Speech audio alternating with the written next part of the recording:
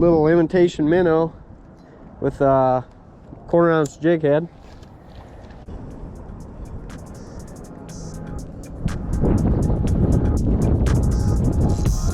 Ooh, we're hooked up.